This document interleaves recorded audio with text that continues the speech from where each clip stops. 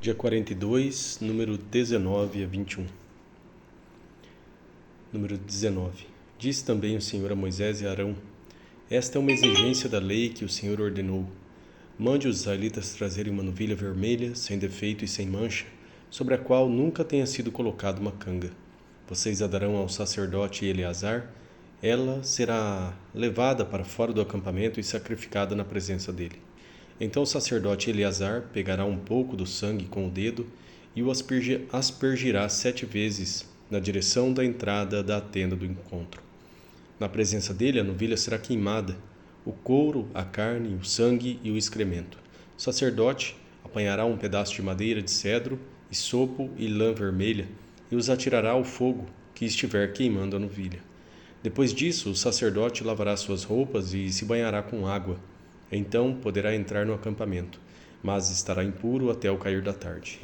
Aquele que queimar a novilha também lavará suas roupas e se banhará com água, e também estará impuro até o cair da tarde. Um homem cerimonialmente puro recolherá as cinzas da novilha e as colocará num local puro fora do acampamento. Serão guardadas pela comunidade de Israel para uso na água da purificação, para purificação de pecados. Aquele que recolher as cinzas da novilha também lavará as suas roupas e ficará impuro até o cair da tarde. Este é um decreto perpétuo, tanto para os israelitas como para os estrangeiros residentes. Quem tocar num cadáver humano ficará impuro durante 7 dias. Deverá purificar-se com essa água no 3º e no 7º dias, então estará puro. Mas se não se purificar no 3º e no 7º dia, não estarás puro. Quem tocar num cadáver humano e não se purificar, contamina o tabernáculo do Senhor e será eliminado de Israel. Ficará impuro porque a água da purificação não foi derramada sobre ele. Sua impureza permanece sobre ele. Esta é a lei que se aplica quando alguém morre numa tenda. Quem entrar na tenda e quem nela estiver ficará impuro 7 dias, e qualquer recipiente que não estiver bem fechado ficará impuro. Quem estiver no campo e tocar em alguém que tenha sido morto à espada, ou em alguém que tenha sofrido morte natural, ou num osso humano ou num túmulo, ficará impuro durante 7 dias. Pela pessoa impura, colocarão um pouco das cinzas do holocausto de purificação num jarro e derramarão água da fonte por cima. Então um homem cerimonialmente puro pegará isopo, molhará na água e aspergirá sobre a tenda, sobre todos os utensílios e sobre todas as pessoas que estavam ali. Também aspergirá sobre todo aquele que tiver tocado num osso humano, ou num túmulo, ou em alguém que tenha sido morto ou que tenha sofrido morte natural. Aquele que estiver puro, a aspergirá sobre a pessoa impura no 3º e no 7º dia, e no 7º dia deverá purificá-la. Aquele que estiver sendo purificado lavará as suas roupas e se banhará com água, e naquela tarde estará puro. Mas se aquele que estiver impuro não se purificar, será eliminado da assembleia, pois contaminou o santuário do Senhor. A água da purificação não foi aspergida sobre ele e ele está impuro. Este é um decreto perpétuo para eles.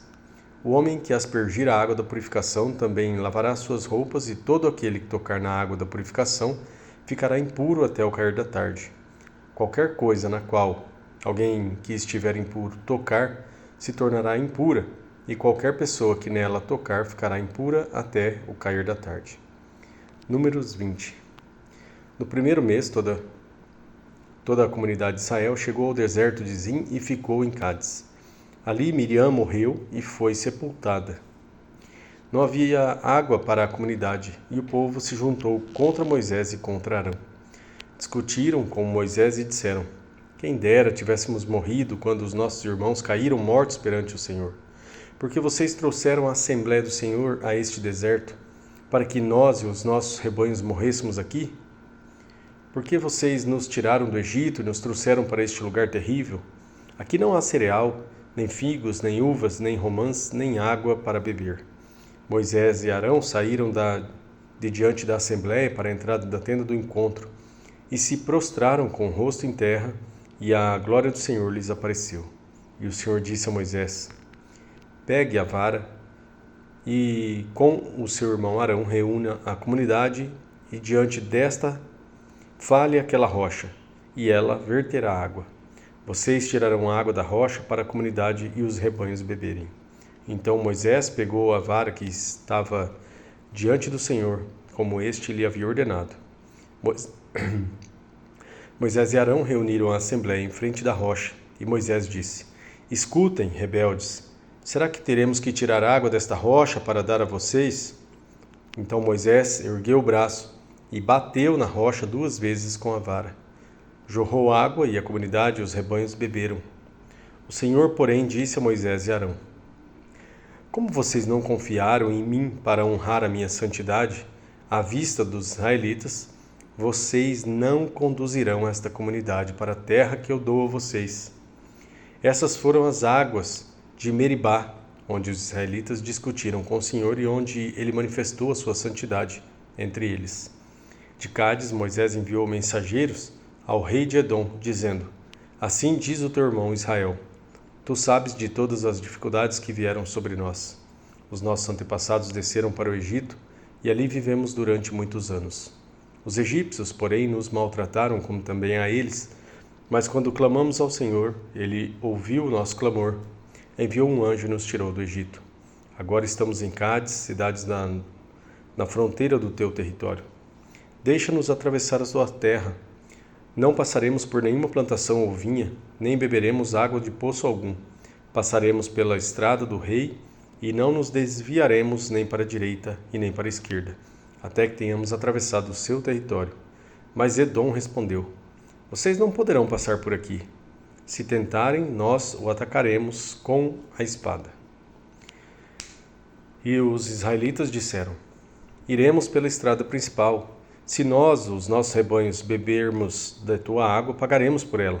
Queremos apenas atravessar a pé e nada mais. Mas Edom insistiu: Vocês não poderão atravessar, disse ele. Então Edom os atacou com um exército grande e poderoso. Visto que Edom se recusou a deixá-los atravessar seu território, Israel desviou-se dele. Toda a comunidade israelita partiu de Cádiz e chegou ao Monte Or. Naquele monte, perto da fronteira de Edom, o Senhor disse a Moisés e a Arão: Arão será reunido aos seus antepassados. Não entrará na terra que dou aos israelitas, porque vocês dois se rebelaram contra a minha ordem junto às águas de Meribá.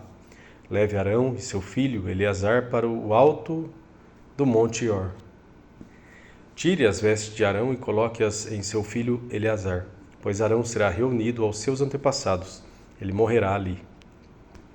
Moisés fez conforme o Senhor ordenou. Subiram ao Monte Or à vista de toda a comunidade. Moisés tirou as vestes de Arão e as colocou em seu filho Eleazar.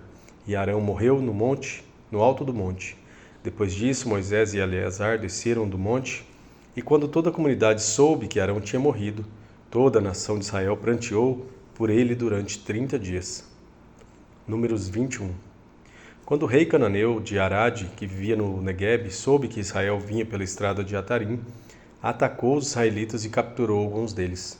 Então Israel fez este voto ao Senhor: Se entregares este povo em nossas mãos, destruiremos totalmente as suas cidades. O Senhor ouviu o pedido de Israel e lhes entregou os cananeus.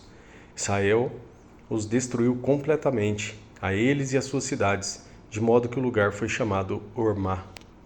Partiram eles do Monte Or pelo caminho do Mar Vermelho para contornarem a terra de Edom.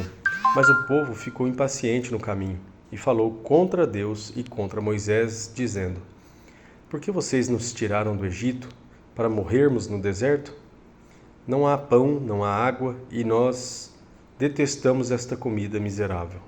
Então o Senhor enviou serpentes venenosas que morderam o povo, e muitos morreram. O povo foi a Moisés e disse: Pecamos quando falamos contra o Senhor e contra você. Ore pedindo ao Senhor que tire as serpentes do meio de nós. E Moisés orou pelo povo. O Senhor disse a Moisés: Faça uma serpente e coloque-a no alto de um poste. Quem for mordido e olhar para ela, viverá. Moisés fez então uma serpente de bronze e a colocou num poste. Quando alguém era mordido por uma serpente e olhava para a serpente de bronze, permanecia vivo. Os israelitas partiram e acamparam em Obote. Depois partiram de Obote e acamparam em Ijé-Abarim, no deserto de fronte de Moabe ao leste. Dali partiram e acamparam no vale de Zered. Partiram dali e acamparam no outro lado de Arnon, que fica no deserto que se estende até o território amorreu. Arnon é a fronteira de Moabe, entre Moabe e os amorreus. É por isso que se diz no livro das guerras do Senhor: Vaeb em Sufá e os vales de Arnon, e as ravinas dos vales que se estendem até a cidade de Ar e chegam até a fronteira de Moabe. De lá prosseguiram até Beer, o poço onde o Senhor disse a Moisés: Reúna o povo, eu lhe darei água.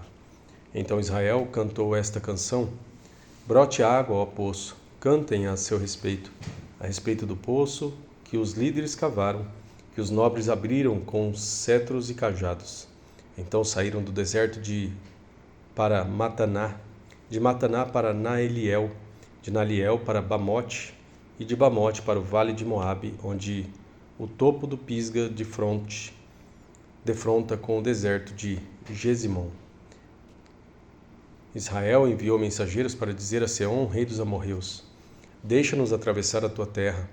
Não entraremos em nenhuma plantação, em nenhuma vinha, nem beberemos água de poço algum. Passaremos pela estrada do rei até que tenhamos atravessado o teu território. Seom, porém, não deixou Israel atravessar o seu território. Convocou todo o seu exército e atacou Israel no deserto. Quando chegou a Jaza, lutou contra Israel.